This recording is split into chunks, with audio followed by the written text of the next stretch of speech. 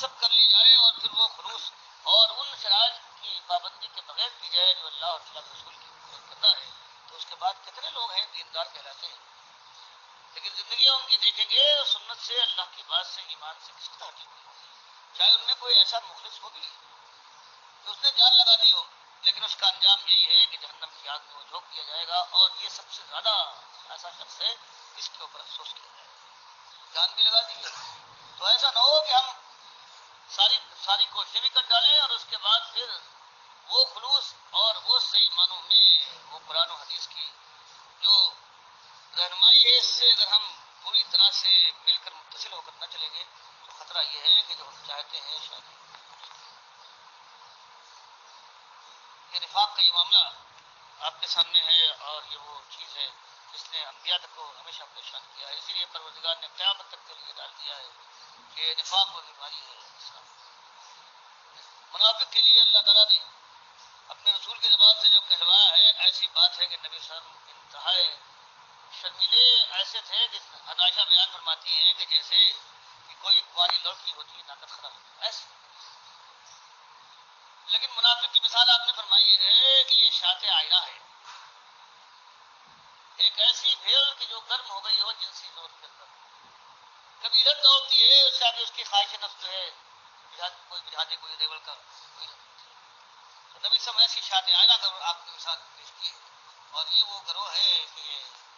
انتہائی ہوشیار چالاک ہوتا ہے، کیونکہ اس کو اور سب کچھ ظاہر کرنا پڑتا ہے، لیکن اللہ سے سب سے بڑی چیز جو ہے وہ نبی صاحب نے ایک ایسی روایت آئی ہے، ان اشد ما اخاف علی امتی، میں سب سے زیادہ شدید جو اس کے متعلق میں اپنی امت کے اوپر خوف رکھتا ہوں وہ منافق ہے کہ یتکلم بالحکمتی و یعمل بالجور، کہ جو باتیں تو کرتا ہے بڑی حکمت دانائی قرآن و حدیث کے ایسے، لیکن جب عمل کرنے کا موقع آتا ہے تو اس کے بعد ٹھٹھا ہو جاتا ہے قرآن۔ دنیا کی تاریخ میں آپ نے دیکھا ہوگا جو کوئی کوشش کی گئی ہے وہ اسی طرح سے اسی کا شکار ہو گئی ہے، اسی تضاد کا، اسی نفاق کا، اسی دوڑنے کا۔ اسی لیے مالک نے فرمایا ہے قبر مختار اللہ تقولوا ما لا تفعلون،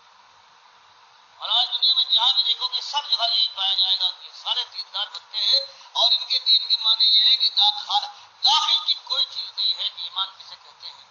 اللہ کے راہ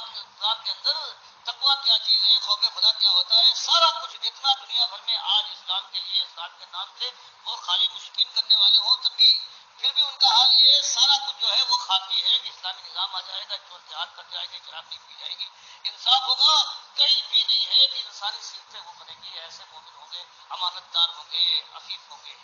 ایسے منصف ہوں گے، ایسے بھائی چارے والے ہو جائیں گے، مسلمان کے ایک ایک شخص کے اوپر تڑپ پڑ جائیں گے۔ یہ کئی ساری کوششیں ہیں، پورا دیکھ جائیے، آخرت میں تو کوئی ذکر نہیں ہے، باقی اس دنیا میں بھی یہ اخوت، یہ ہمدردی، یہ بھائی چارہ، یہ مساوات جو ایک چیز دنیا میں ایک انسانیت کی وہ بھی کہیں نہیں ہے سوائے اس چیز کی کہ آزادی ہوگی، صحافت کی آزادی، اپنے قول کے اوپر آزادی، اور اس کے بعد کپڑے اور لتے اور اس کی ہوگی، اس کو بڑا ہوتا رہے گا، کہیں یہ ہر چیز جو ہے یہ خارج کے اوپر ساری اسلامی کوششیں ہے، اور جہاں ذکر آتا ہے اسلام کے تو اسلام کسی کے اندر ہے ہی نہیں ہے، جتنے آپ کے ملک میں تو آپ جانتے ہیں کہ آج تک کبھی اسلام آیا نہیں، اس کے اندر جو ہے یہ آج جو پھیلے ہوئے، اس لیے اگر کوئی کوشش کبھی برابر ہوگی تو اللہ کے یہاں کوئی فریب نہیں چلتا، وہ تو خالی ٹکسالی کوشش ہے 100% نبی صلی اللہ علیہ وسلم کے طریقے پر صحابہ کا کرام کے انداز سے نقطہ بنتا، ایک ایک نقطے کے اوپر کہیں ایک بال برابر بھی کہیں تفتیش ہو جائے تو ہر ایک ذرہ پکارے گا دیکھتا ہوں میں، اگر صحیح معنوں میں کوئی ایسا ہے جو چیز جو سب کر دی گئی ہے جب دین کی تکمیل کے بعد، اب اس میں ایک شوشے کا فرق کمی اور ذات کی ممکن نہیں ہے، وہ چاہے داڑھی کا معاملہ ہو یا ادار کے بلند کرنے کا، اور یا چاہے جنگ اور اصلاح کا معاملہ ہو دنیا کی قوم سے، اس میں کوئی اگر چاہے کہ اس میں اپنا قلم لگائے تو وہ صحیح معنوں میں اگر ایمان کے اقرار کرتا ہے تو ایمان کے تقاضوں کو نہیں جانتا، اور اگر فریبکار ہے تو بہر فریبکار پتلے درجے کا فریبکار ہے، جس سے آج دنیا میں ہر جگہ ہر ذات میں ایسے لوگوں کی محتاج ہے۔ یہ بہت ہی علمی بیان ہے ڈاکٹر مسعود الدین عثمانی رحمۃ اللہ علیہ کا، اور بہت زیادہ زور دے رہے ہیں کہ اس سے پہلے جو اسلامی تحریکیں اٹھی ہیں، کوششیں ہوئی ہیں غلبہ اسلام کے لیے، اس میں اور وجوہات میں سب سے بڑی وجہ یہی رہی ہے کہ جو قیادت، خاص کر جماعت کی قیادت، وہ مخلص نہیں تھی. ان کے اندر خلوص وہ جو ہونا چاہیے وہ اس طرح نہیں پایا گیا، بلکہ منافقانہ انداز پھر اپنے اس دعوت کا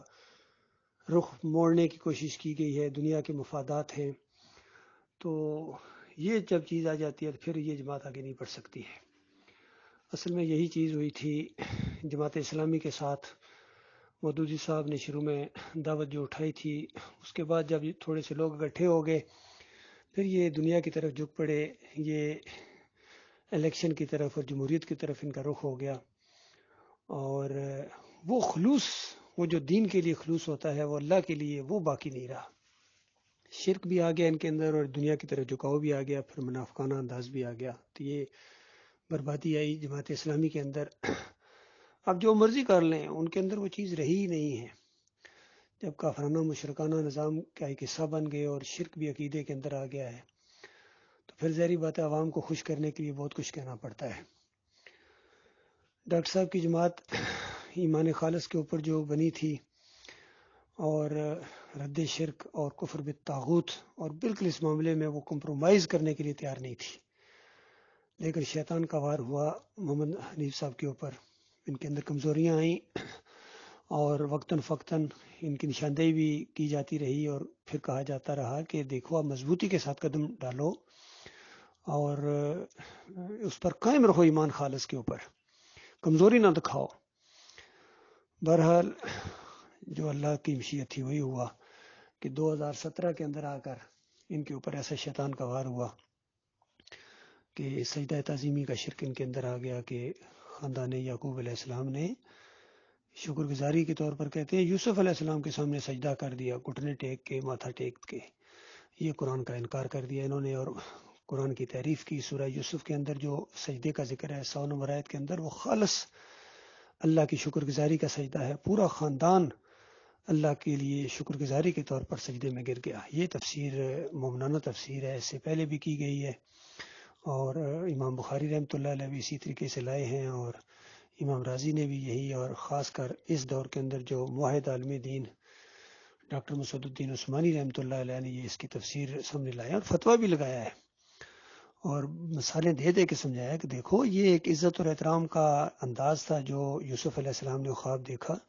اور اس کی تعبیر بتائی ہے یعقوب علیہ السلام نے 6 نمبر آیت کے اندر کہ میرے بچے، یہ جو تو نے منظر دیکھا جس انداز سے کہ سورج چاند ستارے جھکے ہوئے ہیں، اس کا مطلب یہ ہے کہ تجھے اللہ تعالیٰ چنے گا، تجھے نبی بنائے گا، تجھے فہم و فراست عطا فرمائے گا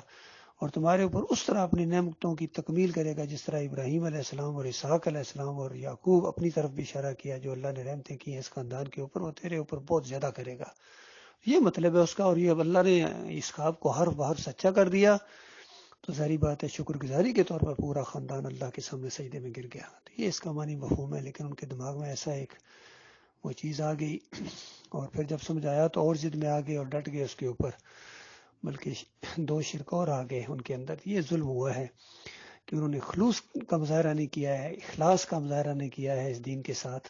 اور جن لوگوں نے ان کو سمجھانے کی کوشش کی، حالانکہ بڑے پرانے لوگ تھے ان کے ساتھ،